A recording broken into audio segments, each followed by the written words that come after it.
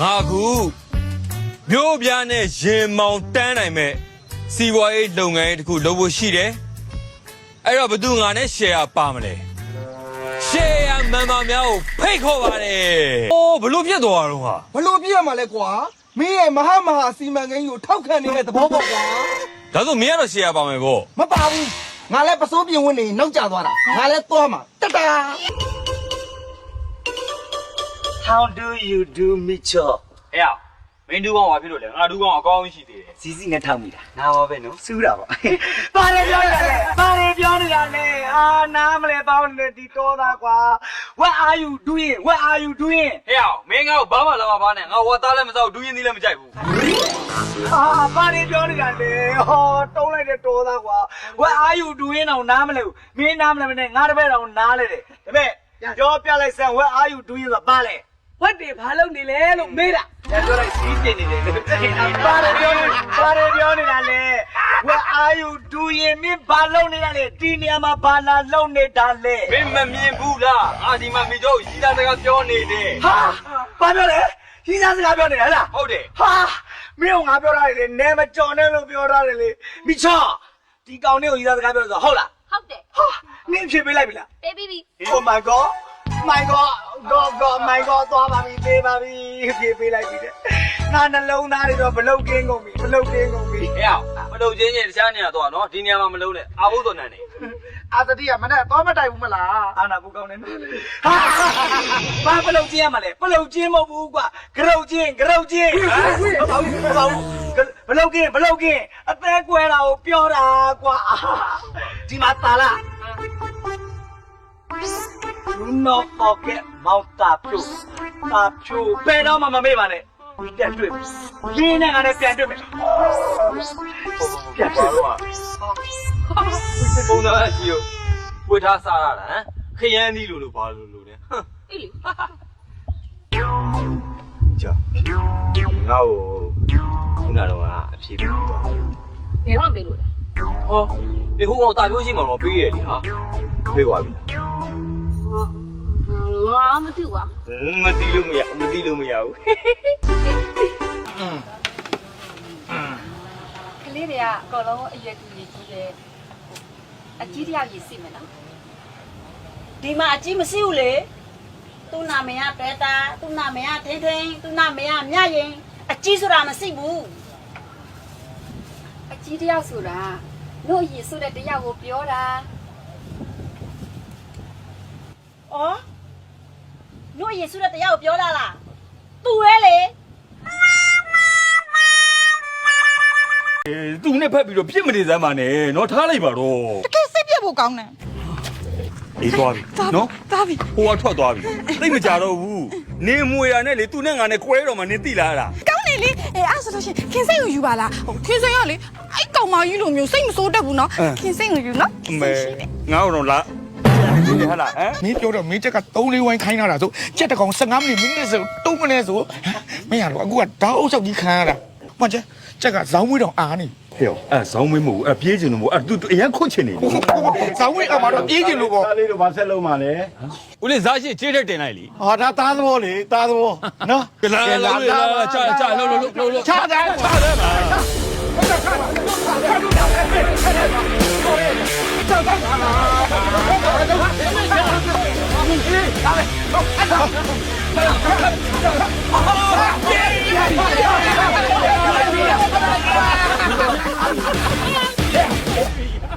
မင်းငါချက်ကိုမင်းပါဆက်တဲ့ကဘာရည်တွေမဟုတ်လိုက်တာလဲကွာ ရင်းမဟုတ်တာလေဘာဖြစ်လို့လဲ မင်းချက်ကိုမင်းမဟုတ်လေကွာငါချက်ကိုဘာလို့မဟုတ်လိုက်တာလဲမထွက်ပြေးသွားပြီငါချက်က မဟုတ်တော့ကိုချက်ကိုမဟုတ်တာပဲနဲဘာလို့စင်ပါဘောဗျာ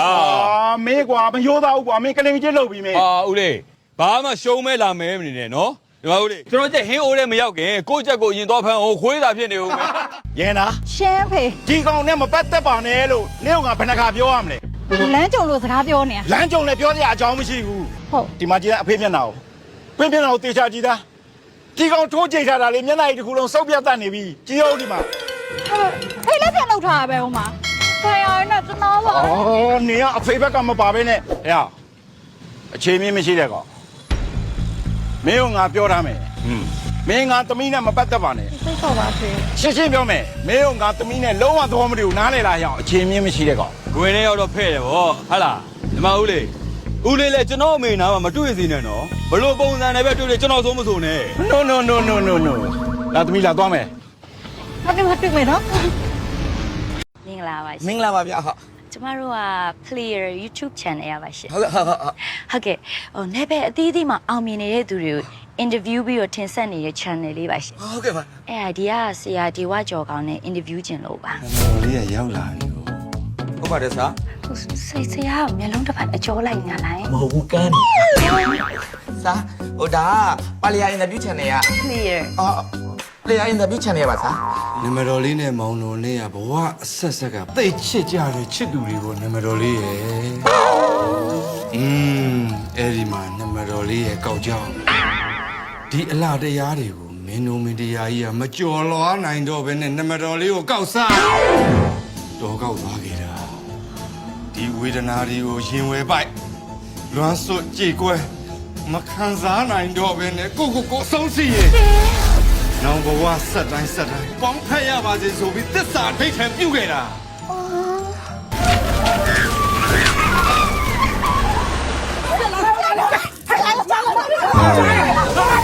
โอ้ခင်ဗျားတို့ကအတစ်ဆန်းဖြစ်နေပြီမကျုပ်တို့ကဒါတွေကယိုးနေပြီလေးပါဥစားဒီမိတ်ဆာမသေးသေးလေးရများငါ့ကိုလာပြီးပညာဆန်းနေခဏလေးဒီစီးကိုမကြော်နဲ့အန်ရရှိနေပြီရောက်နေတကားပိတ်လိုက်စမ်း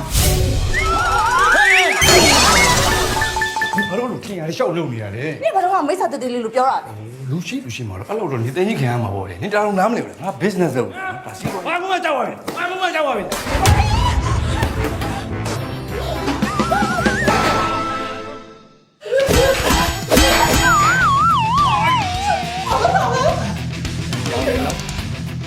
လက်တံပြောင်းနေ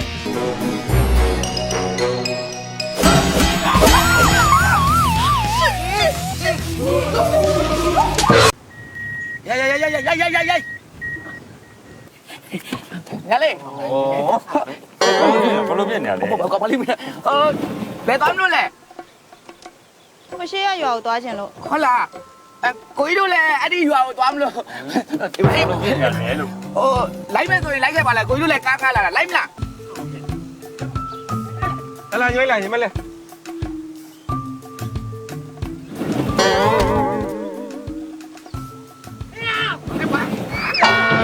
ငါကျန်နေလေမေးလားအော်မေး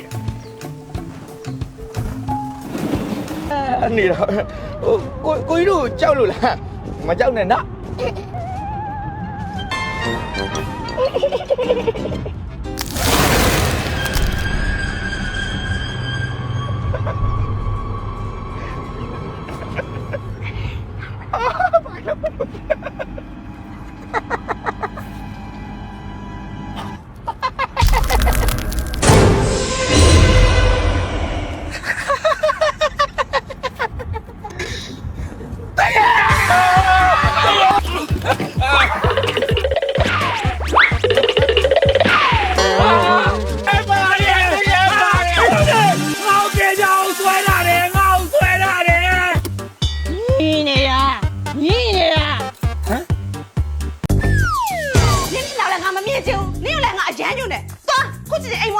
ယောက်ျားလေးဆိုတော့လေကား3နှစ်စင်းလူပုံပြန်ဖြစ်တယ်နော်ဒီအိမ်မှာလေကားအထက်30ရှိတယ်ငါ10ကားပြန်လူပုံပြန်ဖြစ်တယ်နားလေလားကြည့်ကြည့်နော်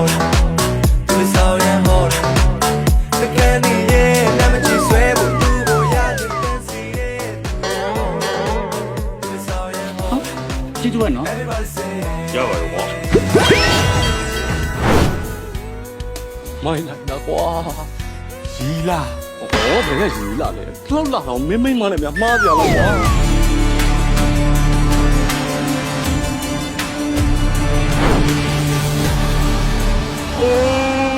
ာ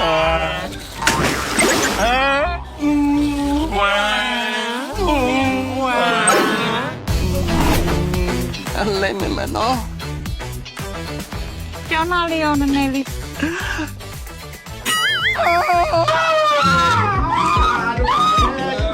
对，把它တူလို့နော်အဲ့တော့ငါလည်းဘာမှရှောင်မနေနိုင်ဘူးဥတဲ့လူရပဲကွာ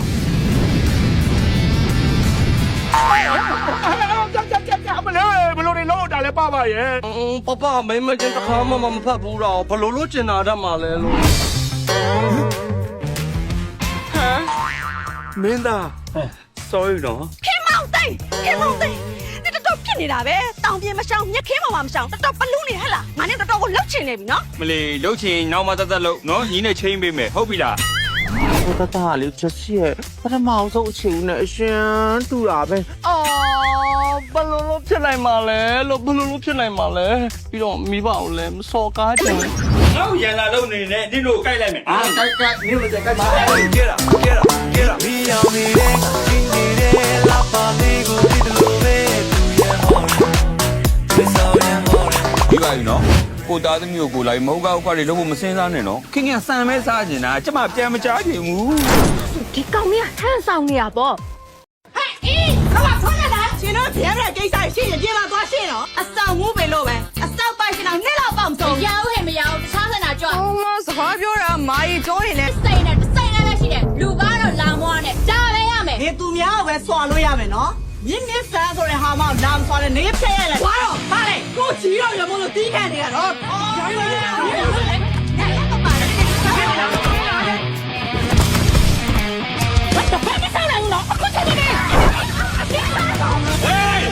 ရှင်းလိုက်စမ်းအားနဲ့ပဲတောင်းတော့ဒီဈေးကငါအပိုင် ငါနာမည်ကစိုးကြီး ကြိုက်တယ်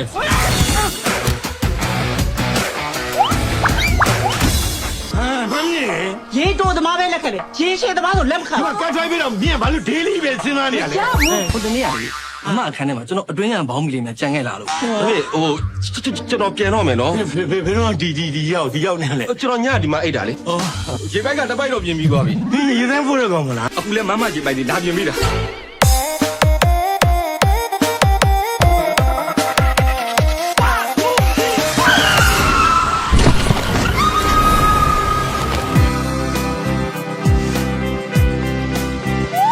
ကိုရဲ့သွေးတွေနဲ့အမလီ ရ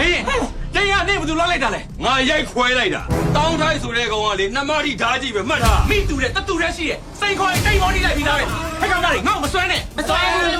နိုင်ငံတိုက်ပြည်နင်းနေမအောင်ဖိုက်ကြီးအောင်ကိုလောက်ပြမယ် ကိုပြရင်ကျမရင်ရတော့ကျမထုတ်ပေးကျမကိုထုတ်ပေးကျမကိုထုတ်ပေးနော် တော်ကြပါတော့နင်တို့နှစ်ယောက်ကလည်းလင်းလွတ်ပတ်တယ်လို့မပြောပါဘူးတွေ့တာနဲ့စမှန်ခေါင်းနေကြတာ တော့အကောင်က ဘောင်းဟဲ့ငါဘောင်းလေညီရဘာလို့တိုက်တင်ရ ဝါလေးကိုတီးဖို့မတင်းသားနဲ့နော်ဝါလေးကိုတီးရင်တောင်းတဲ့နဲ့ညှိပြီးတော့မှတ်ထား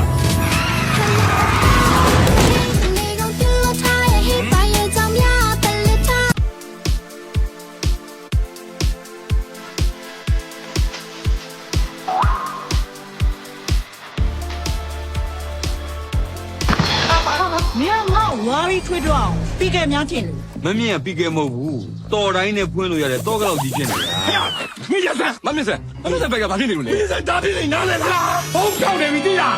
မင်းတို့ကောင်လေးတွေကဘယ်သူနဲ့ရရလဲဟမ် မင်း ဒီလိုတနာရနဲ့တင်းနေတဲ့လူမျိုးနဲ့ပတ်သက်စရာဘာအကြောင်းမှမရှိတော့ တမရနဲ့လည်းမဟုတ် ဝါလေးဘယ်လိုလုပ်ရောက်နေရလဲ ဒီပိုင်းရဲ့ပိုင်ရှင်ကိုတိကျင်လို့စောင့်နေတယ် ဖေနွားလည်းမသိ ဘယ်နွားကြီးရမှာလဲနွားကြီးမဟုတ်ကွာငါဖေပါ ဒီမရိုင်းလိုက်လူမင်း ကဲနင်သားကြမယ်လို့ဆိုကြည့်လားဟင်းကောင်းနေပါလိမ့်မယ်ရကျန်ထွေးသားဘာလို့ စားဦးရ မစားသေးဘူးလား မစားတော့ဘူးမင်းကစိတ်တော်နေတာပေါ်ပြီးငါဘာလို့တော့ပြက်ပြီ မစားနဲ့တော့ဘာမှမပြောဘူးကွာမင်းလည်း ငါတို့ဘာပြက်တော့ပြောနေတာဟိုငါတော့ပါလေပေါ်ပြီးငါလည်းတလုံးဝေးပြီကွာအရင်တော့မှရံဖြစ်လိုက်ပြန်ချစ်လိုက်ပြရသေးတယ်အခုကယောက်ျားယူသွားတာကွာ ကောင်းပါလေ ပြဘာလို့ခေါ်လာလဲရ မဟုတ်လေကိုနဲ့မထိုက်တန်တဲ့လူနဲ့နေယူတာကောင်းတယ်လေမင်းအချစ်ကို तू မှနားမလဲတာယူမင်း မခံစားဘူးလို့မင်းမသိမင်းမခံစားဘူးလို့မင်းမသိတာမင်းကငါတို့ဂျိုစိုးပဲဟဲ့ငါအိမ်ကနေကြတယ်မင်းမသွားဘူးဟမ်ပြရမှာဆိုလည်းမပြဘူးဒီလိုနေလို့မင်းနဲ့ဘယ်တော့မှကွဲမှာမင်းနဲ့ငါနဲ့တေကွဲကွဲမှာအေးမှာအဲ့လိုတေကွဲကွဲရအောင်လေငါတခုကြံနေဟဲ့အကျဲကွာကျဲကွာ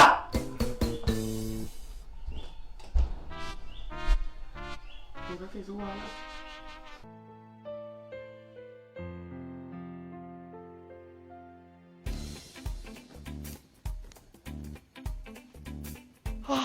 တကယ်ကြီးတို့ဆိုမကြီးမလုပ်နဲ့တကယ်မလုပ်နဲ့တကယ်မလုပ်နဲ့တကယ်မလုပ်နဲ့တကယ်မလုပ်နဲ့မေကွာမကြောက်မစီရကွာကိုဆွဲကြည့်ကြပြီးတေဖို့ကျဲရတယ်လို့ကွာဆွဲကြည့်ကြရပါတော့ငါကပခတ်နေတယ်လို့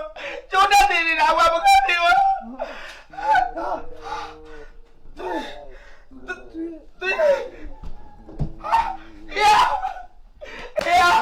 ငါကောက်ကွယ်ပါအာငါလေးကိုရပါသေးမမဆုံးပါမမဆုံးပါ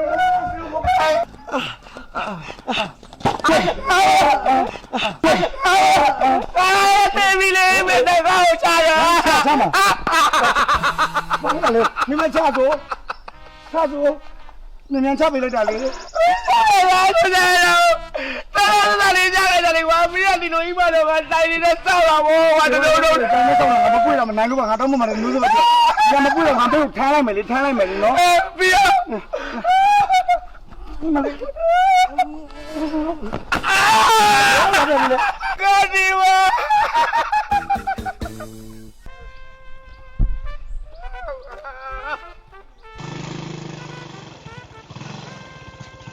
ဟာတကယ်ကြီးငါလိုက်ပို့မယ်လေငါလိုက်ပို့မယ်ရောဒါရတယ်မင်းလည်းအာမနာသမတ်နဲ့အာလာပြီငါတကယ်ရလာပြီဟာဘယ်မမီဘူးအာ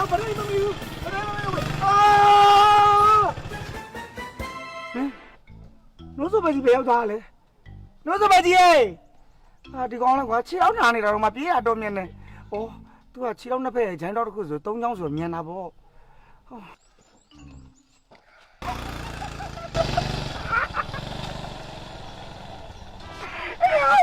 ငါတိမကိုရာပဲကောင်းပါလေဘယ်လာနာလို့နာမမသိဘူးဒါရီယောပလောက်ပလာပလာခိုက်ချင်းခါမခိုက်ချင်းလည်းမခါထုံတဲ့ပလိုက်မိုင်လောထုံခါโอเคငါဒါလေးရေးစားနေနေဒီကောင်多သားလားမသိဘူးကွာခက်လိုက်စမ်းပါအဲ့ဆုံး ဖဲ့လိုက်ဆုံးခက်လိုက်ဟာမမှားနေတော့ကိုမမဟုတ် မဟုတ်လေအဲ့ဒါအရက်တွေလေးကိုဟုတ်တယ်လေဒါမဝင်ပါလေဟာဒီကောင်ဟဲ့မင်းဘယ်ရွာသားလေးတော့ငါမသိငါတို့ရန်ကုန်မှာဒီ2019ခုနှစ်နောက်ပိုင်းမှာမွေးကားနဲ့အရက်နဲ့ရောပြီးစားမနဲ့စာနဲ့အရက်နဲ့ရောပြီးစားနော်အဲ့ဒါကပညာတတ်လူကုန်တန်လူတန်းစားတွေရဲ့အလေးအထားမှတ်လားမှတ်လားဘာပညာတတ်ဘာလူတန်းလူကုန်တန်းဘယ်လူတန်းလူကုန်တန်း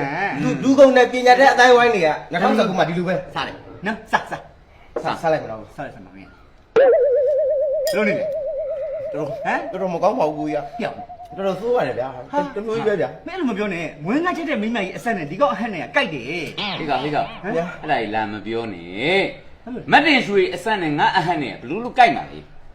ပြောင်းမင်းမကြိုက်ဘူးလားကိုကြီးဘလို့ကောင်းပါလေဗျာမွေးငါနဲ့ရင်နေတော့ဒုက္ခပဲမင်းမကြိုက်ရင်ငါစားမယ်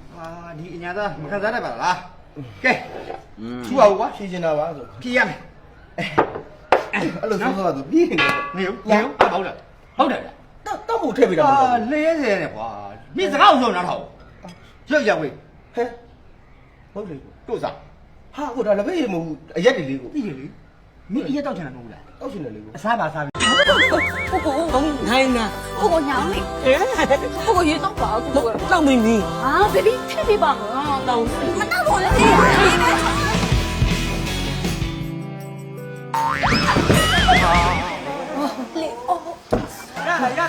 呀，ကိုယ့်ရဲ့ချစ်သူကကိုယ်ထားသွားတဲ့အတွက်အရင်ရှင်ထဲမှာစုနဲ့ခံစားပြီးတော့မှအဲ့လိုကြည်ပွဲနေတဲ့အဲ့ခံစားချက်တွေကိုဘို့ဆက်တော့ပြောဆောင်ပါအမလေးကိုလွမ်းမိုးသူရဲ့ရက်စလာရီလားသူများသားတဲ့မျိုးဒီတိုင်းထားခဲ့ပြီးတော့လူရုံးပါကြီးရုံးကပါကြီးဒီမလေးဟိုရပါပြီဒီမှာရပါတယ်ခဏနော်Number 14 Tay with love ayun na miss ဝင်မှာကိုယ့်ရဲ့ချစ်သူကိုချွဲပြီးတော့ပြောတယ်အဲ့ဆုံးဝင်သားလေးပေါ့နော်ကျေးဇူးဆောင်ပြပြီလားကော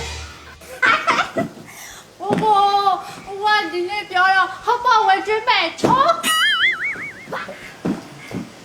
先别拉我弟， ဟောပြီးသွားပြီလား 另外。 အားဆွဲရလား န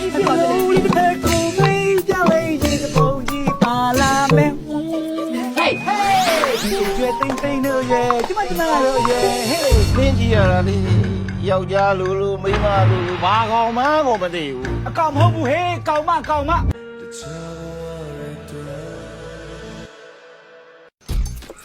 ချင်မောင်းတစ်ထောင်မိုးလောက် ဩမင်းကိုမင်းနေကနေရေစက်ပါတယ်တင်နေနော်မကြတော့ဆုံးဖြတ်တာပဲကိုနာမည်လည်းမှတ်ထားအောင်လိုင်ပွားမင်းနာမည်အောင် ကျမနာမည်မေးစင်ဦးပါဒါပေမဲ့ရှင်းသိကြမလို့ပါဘူး 92 မေးစင်ဦးရှင်မေးစင်ဦးဘာ92လဲ ဟိုကဘာကိစ္စလဲ အချင်မောင်းတစ်ထောင်မိုးထဲလို့ ဟုတ်အစုံထဲမှာလားဇောင်းကားသီးလေးပါထဲအောင်မလား တောင်းကားသေးရပါဖြစ်လို့လား အုံနောက်ကောင်းတယ် ဟဲ့တဲ့ဟဲ့ ညာစိတ်ကြီးကြားပြီ ကျမကိုနိုင်ပေးစမ်းပါ သဘောကောင်းတယ်နော် ဘာရောက်တွေးနေတာလဲကျမနဲ့တင်ပေးနေလို့ပတ်စံအိမ်နိုင်ပေးလို့ပြောတာ ပတ်ဆိုင်ကိုပြောရလားကျွန်တော်ပတ်ဆိုင် ဟဲ့ဒီမှာဟောတယ်ဘုတ်ကလေးအောင်လို့ပြီးသွားပြီအစားတော့ဒီလည်းငါမှာပြီးသွားပြီကိုပြောနင်းတဲ့ဥစားလေးအဲ့ဒါလည်းငါတော့မှမှာပြီးပါသေးလားငါတို့ကိုစပယ်ကျန်တော့တာဟောပြီးတော့တို့သမီးအရက်တကယ်ကြီးနေတယ်သူတို့ပဲအရင်နဲ့အကူကြီးတောင်းလိုက်ပေါ့တခြားလူမရှာတော့ဘူးပေါ့နော်အဲ့နောက်ပြီးတော့အရေးကြီးတာဖိတ်မဲ့လူတွေစင်းမင်းမကဖိတ်ချင်လူအားလုံးစင်းလို့ထားလိုက်အောင်နော်မိုးလေကွာမင်းတို့စင်းတာမလွယ်ဘူးအဲ့ကြောင့်ကိုကလက်မထက်ချင်သေးဘူးလို့ပြောတာမင်းကတအားကိုလက်ထက်ချင်နေတာတအားကိုလိုချင်နေတာနော်ကဲတော့မယ်ဟုတ်ဒါကကြောင့်တော့မင်းကတော့တော်ပြီ ဟိုတယ်တော့ဘုတ်ကချက်ပြီးသွားပြီဆို ဟုတ်တယ်我စားရလေအကုန်စီစဉ်ပြီးပြီဆို ဟုတ်တယ်နေရလေဟဲ့ကြီးသားရောပြောတော့မပြောဘူးအဲ့တော့ပြောရမယ်ပြော ငါပြောဖို့မေ့သွားလို့ပါဟေးမဟုတ်ဘူးလေဒီကောင်ကတတ်ငွေသွားတာ မဖြစ်နိုင်ပါဘူးကိုယ်ကတော့အတီးပါဟဲ့ မဟုတ်ပါဘူးဆိုရင်အဲ့ကောင်ကစီးသွားရှင်းမယ် ဟဲ့မလုပ်ပါနဲ့ဟဲ့ထိုင်နေပါဒါမှအရှစ်တွေကောင်းနေမှာထိုင်ပါရဲ့ထိုင်ပါ สวัสดีครับ สีหัวนะจ๊ะสีไม่สีอุ้ย โอ้ย ขอบคุณค่ะฮันซัม thank you ไหน นี่ ไหน ตุ๊กรันชัย โรเซ่ค่ะ Jose how beautiful sorry နော်အလုပ်လေးနည်းနည်းရှုပ်တော့မှားထိုင်ပေးသွားတာရော့တောက်ပြီးသားကြီးဖြစ်သွားပြီဘယ်လိုလုပ်ပေးရမလဲအစ်စ်မှာပေးရမလား ရပါတယ်ကျွန်တော်မှားလိုက်ပါ တိုက်တာလား တိုက်ပါတယ်ကျွန်တော်တိုက်တယ်ပဲသဘောထားလိုက်ရတယ် ကိုပဝိုင်းပြီးသွားလိုက်မယ်နော်ဟိုကလေတငယ်ကြီးရဲ့ဟိုငါလေဟိုမင်္ဂလာပွဲတစ်ပွဲလက်ခံထားတယ်ဟာဟိုအဲ့မင်္ဂလာပွဲလေးမှာနင်ကငါ့ကိုမိတ်ကပ်အဖြစ်နဲ့ပါဝင်ကူညီအားဖြည့်ပေးပါလားလို့ နေငါလေအကျွေးများတဲ့လောက်စာနာစိတ်လေးနည်းနည်းများလိုက်ပိတ်ကောင်းပါပဲဟမ်ဘဲရပြစ်သွားလို့ကြေကွဲနေတဲ့အရန်လာတဲ့ကောင်မလေးတယောက်ကိုနင်မိတ်ကပ်လာတဲ့ခိုင်းတာ ငါရဲ့ရေးစားဟိုကက်စီနဲ့ကျော်သူတော်ရဲ့မင်္ဂလာပွဲမို့လို့ တကယ်ချင်းအဲ့ဆိုနေရလဲငါလည်းပဲပြစ်ပါဖြစ်တာပေါ့ရေးစားဟန်းရဲ့မင်္ဂလာပွဲကိုဘယ်လိုတက်တိတွေမွေးပြီးတော့ပလန်နာလုပ်ပြီးစီစဉ်ပေးနိုင်ရတော့ personal professional သူလဲသူ့အလုပ်ကိုသူလုပ်တယ်ငါလဲငါအလုပ်ကိုငါလုပ်နင်လဲနင်အလုပ်နဲ့ငါ့ကိုကူညီပေးရမယ် everything is fine